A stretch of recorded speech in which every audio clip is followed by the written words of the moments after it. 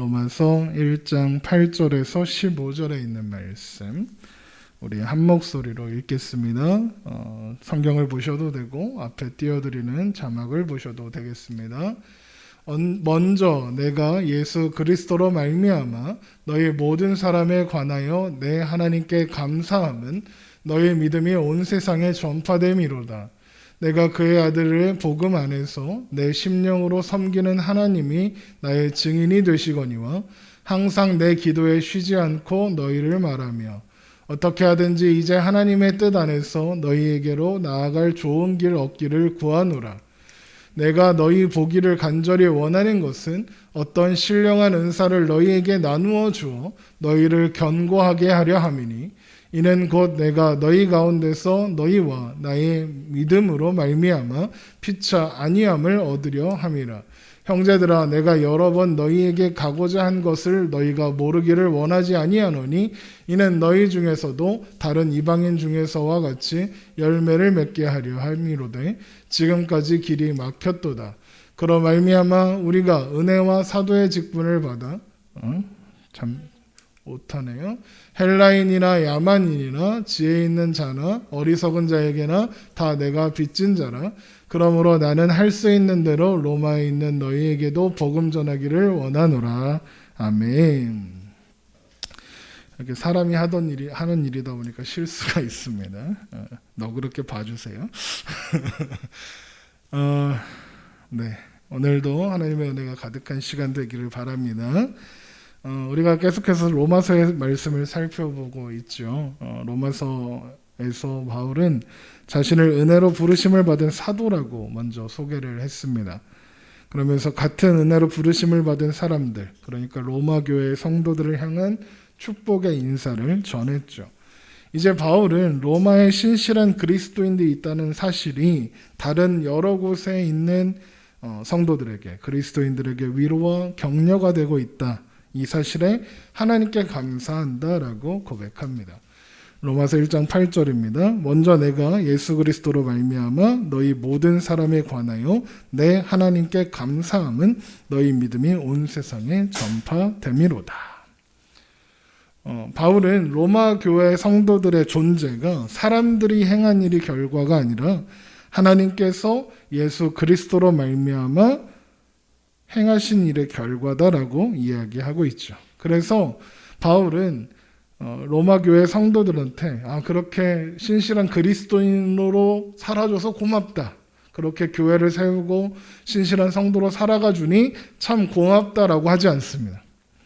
누구한테 감사하고 있습니까? 하나님께 감사하고 있죠.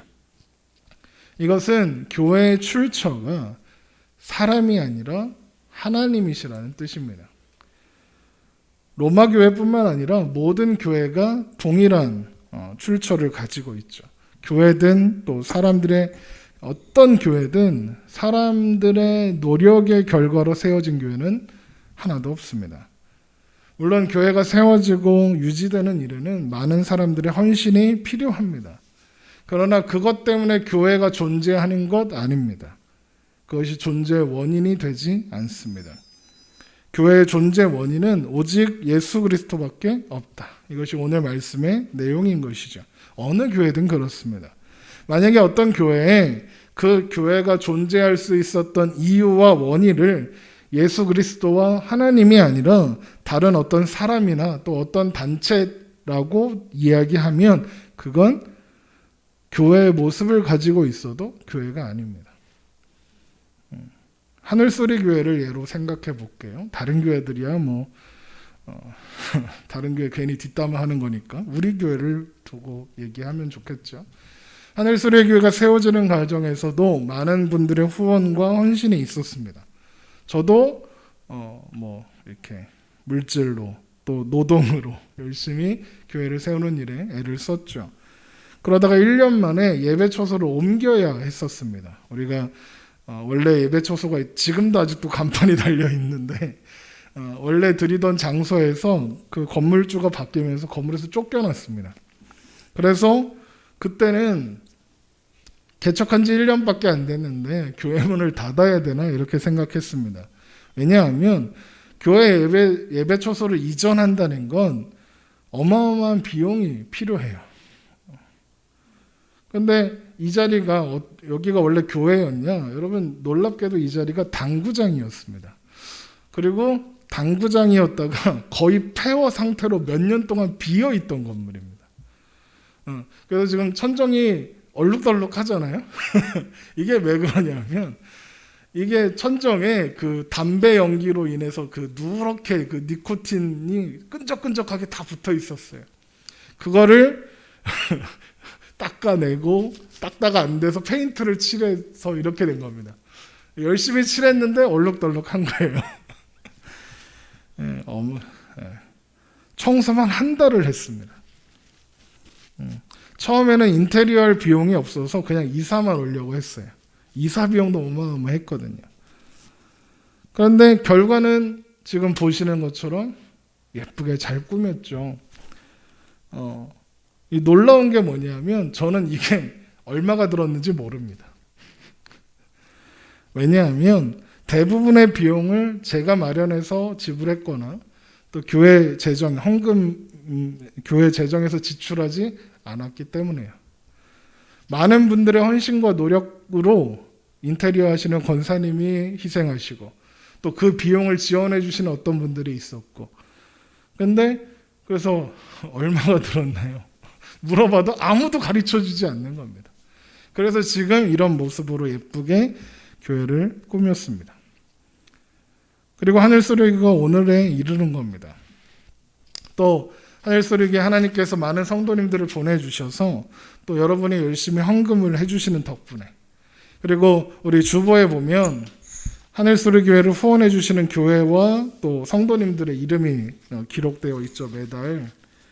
그런 분들 덕분에 사실 마스크 때문에 오늘 이상하네요. 네. 그러니까 많은 분들이 후원해 주시고 헌금해 주시고 성도님들 후원자분들이 또 이렇게 섬겨 주시는 덕분에 지금 이 어려운 시대에 교회가 월세 한 번 안 밀리고 공과금 한 번 안 밀리고 잘 있습니다. 네. 교회가 망할 듯 안 망해요. 교회 통장을 보면 큰일 났네 이러다가 근데 또 다음 달에 돈 나갈 때 되면 다 채워줍니다. 게다가 더 기적인 건 그런 재정적인 것뿐만 아니라 더 놀라운 건 여러분들이 여기 앉아 있는 거예요. 그리고 지금 온라인으로 몇 분이 예배드리고 계셔. 또 예배드리고 계시는 분들이 있죠. 요즘에 이게 이런 말 해도 되는지 모르겠지만 여러분 요즘에 누가 이런 교회 옵니까? 그쪽 교회 프로그램도 없고 편의시설도 없고 제대로 된 조직도 없고 뭐 제대로 된 건 하나도 없는 것 같은 이런 교회에, 이런 작은 교회에 누가 갑니까? 엘리베이터도 없고. 그런데 희한하게 여러분이 여기 있네요. 그죠? 이게 제일 놀라운 기적입니다. 그러면 여러분, 하늘소리 교회가 지금 존재하고 있는 이유가 교회가 세워지는 과정 속에서 많은 섬김과 헌신을 보내주신 분들 때문일까요? 혹은 이모상 목사가 애쓰고 수고한 노력한 결과일까요? 혹은 여러분들이 여기 앉아있는 그 결과일까요? 여러분, 하늘소리 교회의 존재는, 그리고 여러분이 이 자리에 모여 있다는 것은 어떤 사람들의 헌신과 노력이 뒷받침되기는 했으나 그 모든 것은 하나님께서 예수 그리스도로 말미암아 행하신 일의 결과입니다. 하늘소리 교회는 하나님이 존재 원인이 되시는 교회이지 사람이 아닙니다. 여러분 생각해 보세요. 무슨 이득이 있다고 교회를 세우는 일에 동참을 합니까? 회사를 세운다 그러면 투자해서 투자금을 회수하고 뭐 지분도 받고 이런 게 가능할 텐데 교회에 그런 게 어디 있습니까? 그런데 뭐 좋다고 헌신하고 섬겼겠습니까? 뭐 바라는 게 있었으면 못했을 겁니다. 그런 분들이. 어떻게 그런 마음을 바라는 것 없이 교회를 위해서 헌신하고 또 이런 분들이 가능했을까요? 하나님께서 예수 그리스도로 말미암아 그 한 사람을, 여러분을 한 사람의 성도로 세우시고 그 마음에 교회를 사랑하는 마음을 주셔서, 그런데 마침 하늘소리교회가 개척을 한대, 교회로 옮겨야 되는데, 그런 이야기를 듣고 그 마음에 이런 생각이 드는 거예요. 이번에 만기되는 적금이 이때를 위함이구나. 이런 마음이. 이번에 새로 만든 신용카드가 이때를 위함이구나. 과도한 신용카드 사용은 신용과 정신건강에 좋지 않습니다. 제가 지금은 이제 좀 자기가 직접 주문해서 보내주는데, 제 친구 중에 한 명이 인터넷 쇼핑을 할 줄 몰라요. 아니, 젊은 사람이 그것도 몰라. 근데 하늘수레 교회를 돕고 싶고 지원하고 싶은 거예요. 그래서 어떻게 했냐면 신용카드를 보내는 거예요. 100만 원만 쓰고 보내. 101만 원 쓰면 어떻게 되는데? 안 되지. 그래요. 저는 돈이 없어요. 가진 게 몸밖에 없으니 마음대로 쓰소서. 와서 페인트 칠하고. 페인트 칠하다가 잘못 뒤져서 페인트똥에 빠지고. 사다리에서 떨어지고. 그렇게 애쓴 사람들이 많이 있습니다. 심지어 그렇게 애만 쓰고 교회는 한 번도 안 와본 사람들도 있어요. 심지어 교회를 안 다니는데 크리스찬이 아니야. 불교 신자예요. 불교 신자인데 교회가 이전한다고 헌금을 보내는 사람이 있어요. 교회 한 번도 가본 적 없는 학생들이 와서 청소했어요. 놀랍지 않습니까? 그런데 그렇게 다들 애썼는데 아무도 하늘소리 교회에 대해서 감나라 배나라 안 해요. 교회에 지분이 있다고 주장하는 사람이 아무도 없어요. 그럼 저는요, 이모상이라는 사람은요, 내가 제일 수고하였습니다. 이러면서 이거 다 내 거다 이렇게 주장할 수 있을까요? 그렇지 않습니다. 그러면 이 교회는 이모상 목사를 비롯한 그 어떤 누구 때문에 세워진 교회가 아니라 하나님께서 예수 그리스도로 말미암아 세우신 교회예요. 여러분이 그 교회의 구성원으로서, 그리고 그 교회에 속한 작은 교회로서 존재하고 있는 거예요. 그래서 우리 교회는 비록 작지만 제대로 된 조직이나 엘리베이터도 없고, 뭐 제대로 된 게 제 꿈이 엘리베이터 있는 건물을 갖는 건데 계단 올라가기 너무 힘들어. 아무것도 제대로 갖춰진 없는 작은 교회이지만, 그래서 우리는 어깨에 힘을 줘도 괜찮습니다. 왜요? 하나님께서 행하신 일의 결과로서 우리가 존재하고 있는 거니까요. 어떤 사람의 노력으로 이 모든 것들이 가능했다면 아유, 겨우 이거밖에 안 돼? 이런 생각이 들겠죠. 그런데 이게 하나님께서 행하신 일의 결과라면 우리는 우리에게 일어난 일들에 대하여 자신감을 가지고 담대함을 가질 수 있는 거예요. 여러분 안에 믿음이 있으시다면 그건 하나님께서 예수 그리스도로 말미암아 행하신 일의 결과예요. 그렇죠? 그래서 우리의 존재 원인, 교회의 존재 원인 모두 다 하나님이시죠. 그래서 바울은 로마 교회 성도들에게 이 어려운 가운데 신앙생활 해주고 그렇게 잘 있어줘서 고맙다 그러지 않고 하나님께 감사한다 이렇게 이야기하는 거예요. 칭찬할 만하잖아요. 여러분, 로마 교회는 어떤 사도가 가서 세운 교회가 아니라 그냥 오순절 마가의 다락방 성령 받고 나온 베드로가 설교할 때 주여 우리가 무엇을 하리까 하고 세례받고 로마로 돌아갔던 사람들이 세운 교회예요. 누가 주도하지 않았어요. 어떤 한 특별한 인물이 와서 복음을 전해서, 바울이 복음을 전해서, 베드로가 복음을 전해서 세운 교회가 아니었다고요. 그러니까 그 외 로마 교회 말고 다른 지역에 있는 여러 교회들, 바울이 선교하여 세운 교회, 사도들이 선교하여 세운 교회와는 차원이 다른 그런 놀라운 교회였던 거예요. 그런데 그 놀라운 일을 한 그 사람들을 칭찬하는 게 아니라 그 놀라운 일이 가능하게 하신 하나님을 찬양하는 거예요. 우리가 존재하고 교회가 존재하는 모든 일들의 그 원인을, 그리고 그 찬양과 감사를 우리는 마땅히 하나님께만 돌려드려야 할 줄로 믿습니다. 이제 바울은 로마 교회가 존재한다는 걸 알게 된 이후로 나는 너희들을 위해 항상 기도했다 라고 이야기합니다. 로마서 1장 9절입니다. 내가 그의 아들의 복음 안에서 내 심령으로 섬기는 하나님이 나의 증인이 되시거니와 항상 내 기도에 쉬지 않고 너희를 말하며. 여기 보면 내가 항상 너희를 위해서 기도하고 있다라고 이야기하죠. 저도 여러분한테 늘 그렇게 이야기하잖아요. 그리고 또 많은 목사님들이나 또 주변의 지인들을 보면 다 그렇게 얘기해요. 그렇죠? 그런데 사실 그 멘트는 언제 한번 밥 한번 먹자라는 말과 비슷한 말이에요. 언제 한번 밥 한번 먹자는 얘기는 뭐죠? 지금은 싫다는 얘기죠.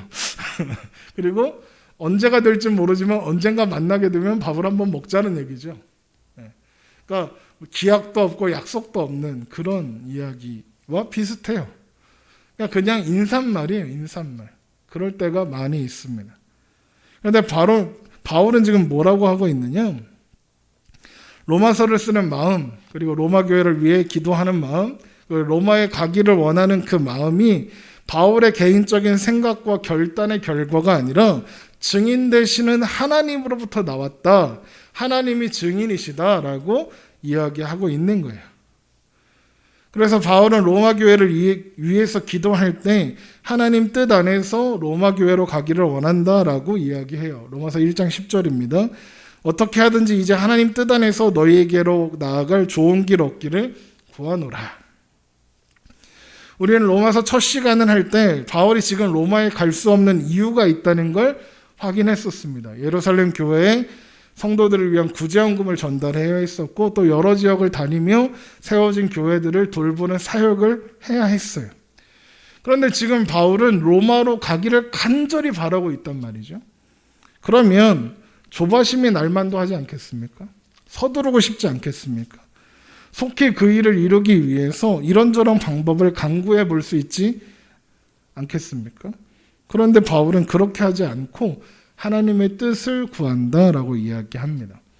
하나님께서 원하시면 바울을 하나님의 때에 하나님의 방법으로 정확하게 로마에 데려다 놓으실 거니까요. 실제로 그 일이 일어나죠. 바울이 예루살렘에 다시 돌아갔을 때 체포되어 로마 황제 앞으로 가게 됩니다. 여러분, 우리의 신앙 여정은 어떻습니까? 똑같습니다. 우리는 자꾸 뭔가 빨리 이루어내고 싶어하는 마음이 있어요. 그래서 조바심이 나죠. 빨리 뭔가 변화를 이루어내고 싶습니다. 우리의 삶의 문제뿐만 아니라 신앙에 있어서도 그렇죠. 뭔가 빨리 막 변화하고 막 믿음으로 성장하고 갑자기 성경이 막 잘 읽어지고 막 성경이 무슨 뜻인지 다 이해가 막 되고 막 기도하면 하나님 막 음성이 들리고 막 그런 식의 뭔가 대단한 변화가 있었으면 합니다. 근데 그게 빨리 됩니까? 잘 안 됩니다. 인생의 변화도 그렇고 신앙의 변화도 잘 되지 않습니다. 그래서 빨리 안 되니까 답답해하기도 하죠.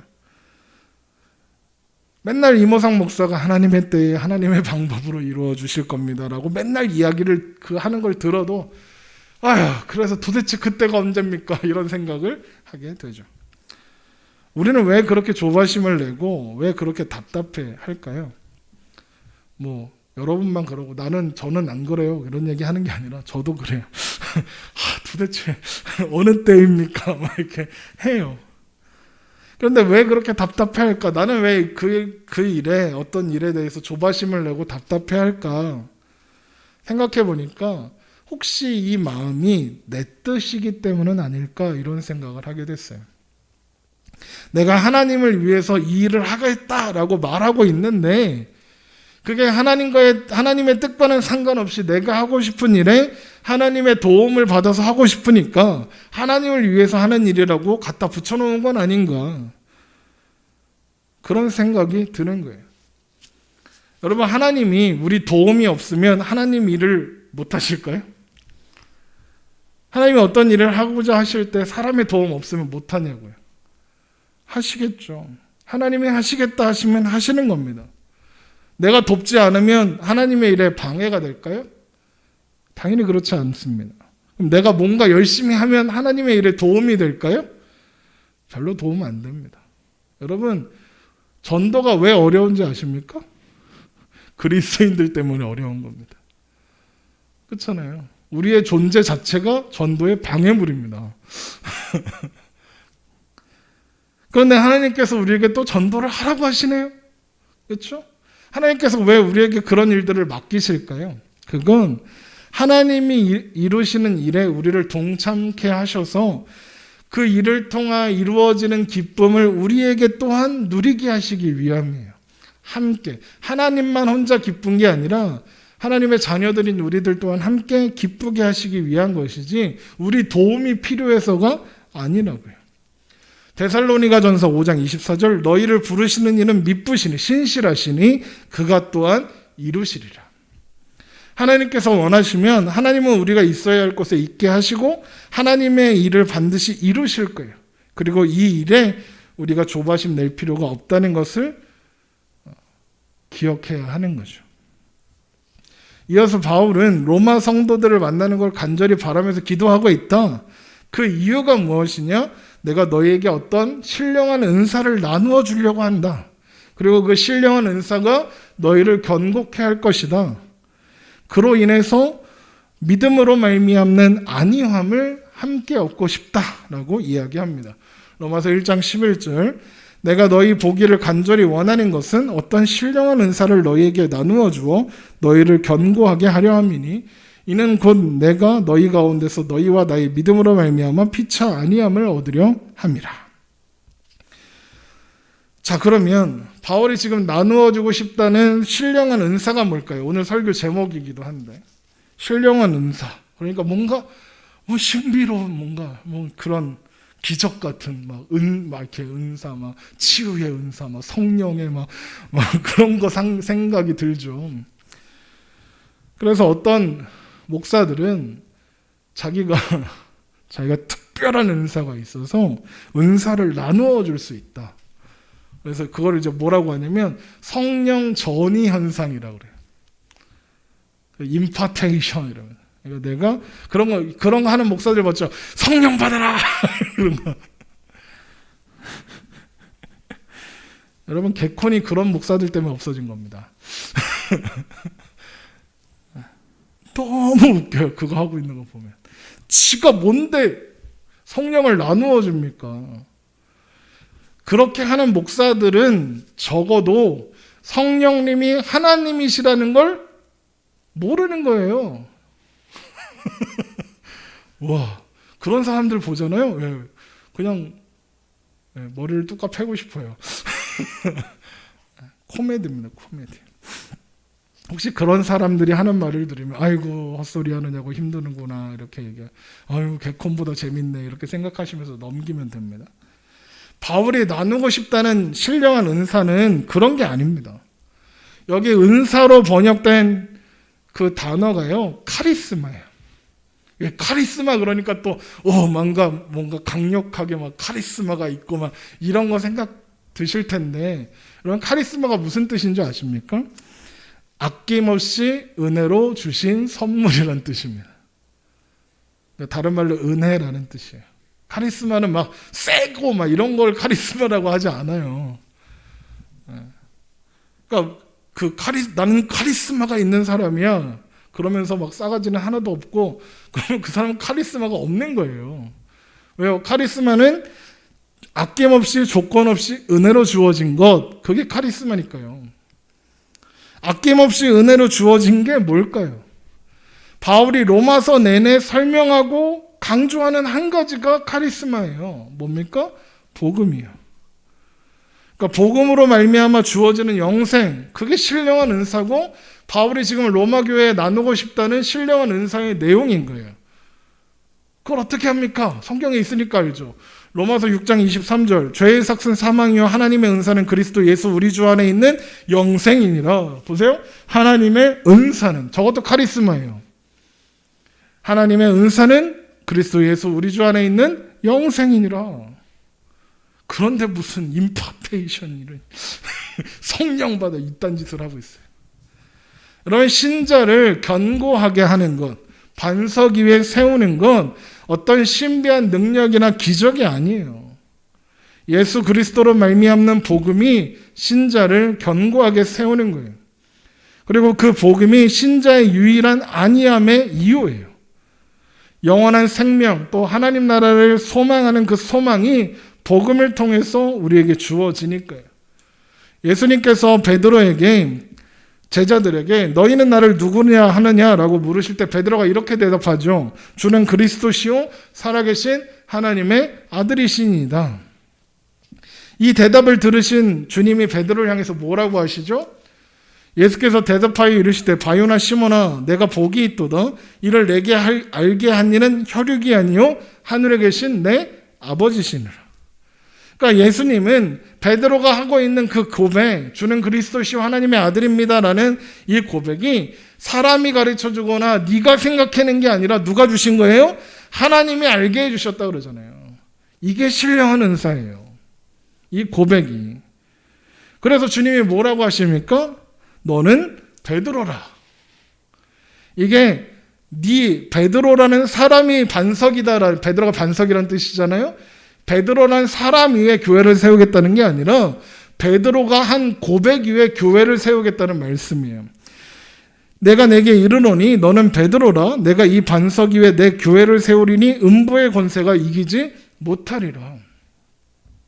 예수 그리스도를 주로 고백하는 것, 그건 하나님만이 하실 수 있는 일이고 예수 그리스도로 말미암아 주어지는 그 영생, 그것도 하나님이 주시는 것이고 그게 하나님이 주시는 은사이고 그게 베드로 반석, 우리의 믿음을 견고하게 세우는 반석인 거예요. 그러면 그 위에 교회가 세워지는 거예요. 그래서 이 고백을 공유하는 사람들끼리 함께 있잖아요. 그러면 위로와 격려를 받을 수밖에 없어요. 빌립보서 2장 1절입니다. 그러므로 그리스도 안에 무슨 권면이나 사랑의 무슨 위로나 성령의 무슨 교제나 긍휼이나 자비가 있거든 마음을 같이하여 같은 사랑을 가지고 뜻을 합하며 한 마음을 품어 아무 일에든지 다툼이나 허영으로 하지 말고 오직 겸손한 마음으로 각각 자기보다 남을 낮게 여기고 각각 자기 일을 돌보 뿐더러 또한 각각 다른 사람들의 일을 돌보아 나의 기쁨을 충만하게 하라. 이 말씀을 보면 우리한테 이렇게 하라는 거구나. 저 어떻게 하냐. 어떻게 다툼이나 허영으로 그래 겸손해야지. 이런 말씀이 생각나잖아요. 그런 생각이 들 거 아니에요. 어떻게 해야 이 일을 이룰 수 있느냐. 사람들이 마음을 같이 하고 같은 사랑을 가지고 뜻을 가지고 한 마음을 품을 수 있느냐. 우리가 결단하면 할 수 있습니까? 못해요. 해보세요. 여러분 진짜 미워하는 사람 용서하기로 마음 먹어보시면 용서가 돼요? 마음 먹죠. 주님이 그러라 하시니 용서하겠습니다 라고 하고 그 면상을 보면 어떤 생각이 들어요? 뚝까 패고 싶죠. 그렇지 않습니까? 용서가 되든가요? 어떻게 해야 이 일이 일어날 수 있을까요? 빌립보서 2장 5절 너희 안에 이 마음을 품으라 곧 그리스도 예수의 마음이니. 그러니까 한 마음을 품고 마음을 같이 하고 같은 사랑을 가지고 뜻을 합하고 한 마음을 품고 겸손하게 서로를 남보다 낮게 여기고 서로에게 위안과 안위가 되려면 그 안에 뭐가 있어야 돼요? 예수 그리스도의 마음이 있어야 돼요. 예수 그리스도의 마음을 그럼 어떻게 가져요? 내가 예수님처럼 생각하고 예수님처럼 살아야지 하면 가져집니까? 아니죠. 하나님께서 주시는 신령한 은사, 복음을 듣고 성령의 역사하심으로 말미암아 믿어 영생을 허락받은 마음, 사람들에게 허락되는 마음이 예수 그리스도의 마음이잖아요. 바울이 신령한 은사를 나누어 로마 교회 성도들을 견고하게 해서 그것으로 피차 안위를 얻고자 한다. 서로 위안을 얻게 하자 한다. 이건 바로 이런 의미인 거예요. 그래서 신령한 은사는 이어지는 말씀에 로마서 1장 15절에 그러므로 나는 할 수 있는 대로 로마에 있는 너희에게도 복음 전하기를 원하노라 라고 이야기하는 거예요. 그러면서 이제 바울이 복음을 전하는 이유가 무엇인지 설명을 해요. 로마서 1장 13절 형제들아 내가 여러 번 너희에게 가고자 한 것을 너희가 모르기를 원하지 아니하노니 이는 너희 중에서도 다른 이방인 중에서와 같이 열매를 맺게 하려 함이로되 지금까지 길이 막혔도다. 헬라인이나 야만인이나 지혜 있는 자나 어리석은 자에게나 다 내가 빚진 자니라. 헬라인이나 야만인이나 헬라인은 로마인들을 이야기하는 거예요. 그리스인들. 야만인들은 그 외의 지역에 사는 사람들. 왜냐하면 그때 로마 사람들은 로마인들을 제외한 모든 사람들은 야만인이라고 생각했어요. 그런데 그 야만인한테 로마가 망하긴 하지만 어쨌든 헬라인이나 야만인이나 또 지혜 있는 자나 어리석은 자, 이게 지혜 있는 자는 그리스 철학을 알고 똑똑하고 이런 사람들, 어리석은 자는 초등교육을 못 받은 사람들, 요즘으로 말하면 대학 못 간 사람들, 뭐 고등학교도 못 나온 사람, 이런 사람들 이야기하는 거예요. 그럼 무슨 말이에요? 신분이나 교육의 수준이나 그 사람의 상태와는 상관없는 모든 사람이 다 포함되는 거죠. 그러니까 바울이 지금 이야기하는 건 모든 사람에게 내가 복음을 전할 의무가 있다고 말하는 거죠. 왜 그런 의미가 있어요? 내가 그 모든 사람에게 빚진 자이기 때문이다 라고 그러는 거죠. 궁금하지 않아요? 왜 빚진 자죠? 빚진 자려면 한선이가 나한테 100만 원 꿔줘야지 빚진 자잖아요. 그렇잖아요.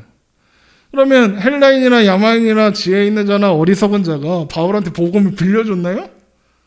아니잖아요. 근데 왜 빚진 자죠? 바울은 왜 빚진 게 없는데 뭘 갚을 게 있다고 이야기하는 걸까요?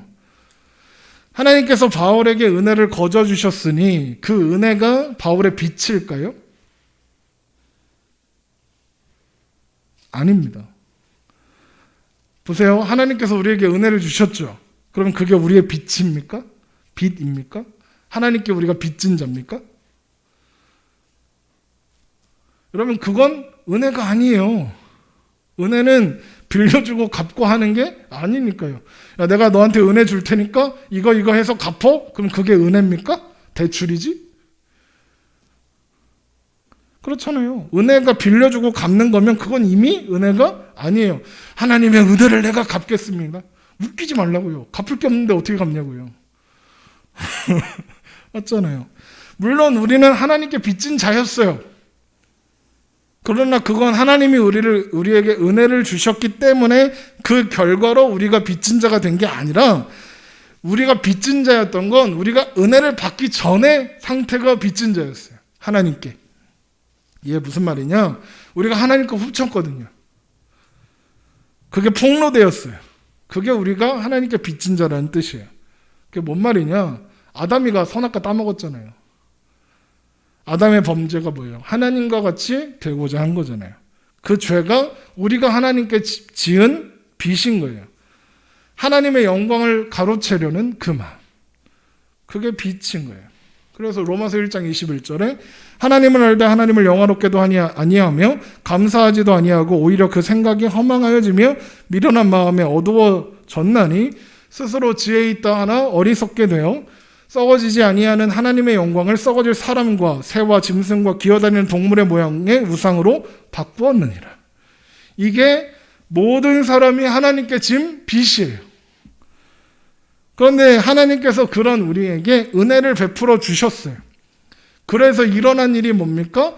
우리가 하나님께 지었던 빚이 탕감된 거예요. 그게 은혜예요. 맞죠? 예수님께서 십자가에 죽으심으로써 우리가 지불해야 했을 빚을, 우리가 사망으로 죽음으로써 지불해야 했을 빚을 예수님께서 대신 갚아주신 거예요. 그러면 이제 다 갚았으니까 우리한테 하나님께 갚을 게 있어요? 없죠. 갚을 것도 없어요. 갚을 수도 없고요. 그거 어떻게 갚아요? 그러나 동시에 우리는 복음을 알지 못하는 모든 사람들에게 빚진 자가 돼요. 하나님의 은혜로 우리가 하나님께 진 빚은 해결이 되고 없어요. 탕감받았어요. 그런데 복음을 알지 못하는 사람들에게 우리가 빚진 자가 돼요. 이게 무슨 말이냐? 하나님께서 우리에게 복음을 맡기셨다는 얘기예요.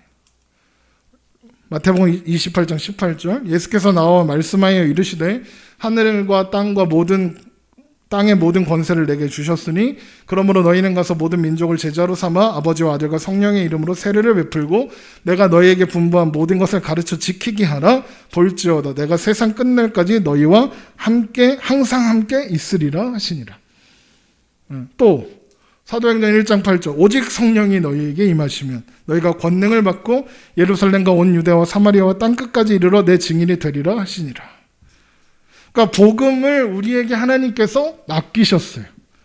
이런 거예요. 누가 현옥이가 저한테 100만 원을 주면서 100만 원 너무 작다. 1억 하자. 1억을 주면서 이왕 뭐 상상인데 뭐 어때 그죠? 1억을 주면서 목사님 이거 한선이 주세요라고 했다고 쳐봅시다. 그러면 제가 이걸 한선이한테 줄 때까지 저는 한선이한테 1억을 빚진 게 되겠죠. 이해되십니까? 하나님께서 우리에게 복음을 주셨어요. 그러면 우리는 언제까지 계속 빚진 자일까요? 사람들에게 복음을 전할 때까지 그 사람들에게 빚진 자인 거예요. 그런데 여기서 주의할 게 있어요. 이런 말을 하면 그렇구나. 예수를 믿었으니까 복음을 내가 전하지 않으면 내가 그리스도인이 아니구나. 하나님께서 나에게 복음을 맡기셨는데 내가 그래서 사람들에게 빚진 자가 되었는데 내가 복음을 안 전하면 내가 무슨 그리스도인이라고 할 수 있나? 이런 식으로 가면 안 된다는 거예요. 우리가 복음의 빚진 자이다. 하나님께서 우리를 복음을 전하는 일을 맡기셨다. 여기까지는 맞아요. 그러나 그러므로 복음을 전하지 않으면 그리스도인이라고 할 수 없다는 아니에요. 그럼 복음 안 전해도 됩니까? 아니죠. 물론 우리는 복음을 전해야 해요. 그러나 그것이 의무이기 때문에 안 하면 지옥 가니까, 안 하면 하나님이 나 미워할 거니까 그래서 하는 게 아니에요. 여러분, 바울이 이제까지 했던 얘기들을 잘 생각해 보세요. 바울이 로마에 가기를 간절히 원하고 있으나 서두르지 않는 이유가 무엇입니까? 하나님의 때에 하나님의 뜻이 있다면 하나님의 방법으로 이루실 거니까요. 여러분, 바울의 선교는 항상 이런 식이었어요. 하나님께서 하나님이 원하시는 때에 하나님이 원하시는 장소에 바울을 두셔서 복음을 전하게 하셨어요. 물론 바울이 매사에 수동적으로 로버트처럼 이렇게 한 건 아니죠. 막 하기 싫은데 억지로 막 조종당해서 한 건 아니죠. 복음을 전하는 게 바울의 가장 큰 기쁨이었습니다. 그러나 바울은 한 번도 그 일을 자신이 주도한다고 생각하지 않았어요. 바울이 소아시아로 가고자 했잖아요. 그렇죠? 가고 싶었어요, 저쪽으로. 다른 사도들처럼. 그런데 하나님이 꿈에 마게도냐 사람들이 이리로 건너와서 우리를 도우라 하잖아요. 그러니까 어떻게 해요, 바울이?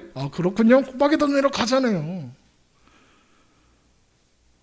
그래서 아무리 많은 수고를 했어도 바울은 항상 내가 한 일이 내가 한 게 아니야. 하나님의 은혜로 한 거야. 라고 항상 고백하고 이야기했던 거예요. 그러면, 금방 읽었던 마태복음하고 사도행전 말씀은 뭡니까? 복음 전하러 가지 않으셨습니까? 이 말씀도 자세히 보면 우리가 그냥 훅 지나가서 그렇지 다 그런 이야기들이 담겨 있어요. 첫 번째 마태복음 28장 보세요. 마태복음 28장 18절 예수께서 나와 말씀하여 이르시되 하늘과 땅의 모든 권세를 내게 주셨으니 그러므로 너희는 가서 모든 민족을 제자로 삼아 아버지와 아들과 성령의 이름으로 세례를 베풀고 내가 너에게 분부한 모든 것을 가르쳐 지키게 하라. 볼지어다 내가 세상 끝날까지 너희와 항상 함께 있으리라 하시니라. 자, 보세요. 복음을 전해라. 니들이 할 일이다 하셨나요? 그게 아니에요. 결론이 뭐예요? 내가 이 세상 끝날까지 너희와 항상 함께 있으리라잖아요. 이 말씀의 핵심은 복음을 전하라. 그게 아니라 내가 너와 항상 함께 있다. 이건 거예요. 내가 너와 함께 항상 있으니 너는 복음을 전하게 될 거야. 사도행전을 보면 그 의미가 더 확실해지죠. 오직 성령이 너희에게 임하시면 너희가 권능을 받고 예루살렘과 온 유대와 사마리아 땅끝까지 이르러 내 증인이 되리라 하시니라. 보세요. 내 증인이 되어라 하셨나요? 아니에요. 내 증인이 되리라 하셨죠. 같은 말 같아요? 아니에요. 전혀 다른 의미죠. 우리가 되는 게 아니라 우리가 되어야 하는 게 아니라 되리라, 되게 하겠다. 그런 말씀이잖아요. 이해되시죠? 우리는 모두 복음에 빚진 자들이에요. 하나님께서 우리에게 복음을 전하라고 맡기셨죠. 그게 하나님의 뜻이고 하나님께서 복음을 드러내시는 방법이에요. 그래서 디도서 1장 3절에 자기 때에 자기 말씀을 전도로 나타내셨으니 이 전도는 우리 구주 하나님이 명하신 대로 내게 맡기신 것이라 라고 하는 거예요. 그런데 아까 제가 뭐라 그랬죠? 복음을 전도의 가장 큰 걸림돌이 누구라고요? 그리스도인이라고요. 그런데도 하나님이 우리에게 그 일을 맡기시는 거예요. 그러니까 하나님의 방법은 전도예요. 그러나 그걸 못한다고 그리스도인이 아니고 천국에 갈 자격이 없고 구원이 공짜냐 날로 먹으려고 그러냐, 그거 아니라고요. 애초에 자격 없는 자가 은혜로 받은 거잖아요. 은혜를 받은 이후에 전도라는 자격이 갑자기 필요해지겠습니까? 그렇지 않아요. 천국은 자격증 없어도 가요. 은혜가 우리처럼 은혜가 필요한 모든 사람들에게 빚진 자로 만들었어요. 그러나 하나님께서 되게 하시는 거지, 우리가 그걸 하고 안 하고가 우리의 자격이나 조건이 되는 건 아니라고요. 우리는 그저 하나님이 허락하시는 때에 하나님의 은혜라는 좋은 소식을 나누는 거예요. 하나님이 기회를 주실 거예요. 때로는 방법도 주실 거예요. 하나님이 필요하신 곳에 여러분을 두실 거예요. 그냥 거기서 존재하면 돼요. 거저 받았잖아요. 그냥 거저 나누면 되는 거죠. 우리는 모두 하나님의 신령한 은사인 복음을 은혜로 받은 사람들입니다. 우리의 존재의 근원은 하나님께만 있다고요. 우리는 부르신 하나님의 은혜 안에서 복음 위에 견고하게 세워져 가고 있는 존재들이에요. 우리를 은혜로 부르신 하나님께서 또한 우리를 믿음 안에서 인도하시고 보호하시고 자라가게 하실 거예요. 그리고 그 과정 속에서 하나님은 우리가 있어야 할 곳에 있게 하시겠죠. 그리고 우리를 통해 하나님의 은혜와 영광을, 복음을 드러내실 거예요. 여러분, 이게 얼마나 놀라운 특권인 줄 아십니까? 하나님이 우리에게 신령한 은사를 주신 것, 복음을 주신 것. 그럼 이런 놀라운 은혜 가운데 있는 우리라는 것을 여러분 기억하십시오. 하나님의 때에 하나님의 방법으로 우리가 서 있는 그 삶의 자리에서 이루실 놀라운 것들을 기대하며 여러분의 살아가는 오늘이 두근두근 설레이는 기쁨이 되고 평안과 만족이 있는 그런 삶이 되기를 주님의 이름으로 축원합니다. 기도하겠습니다.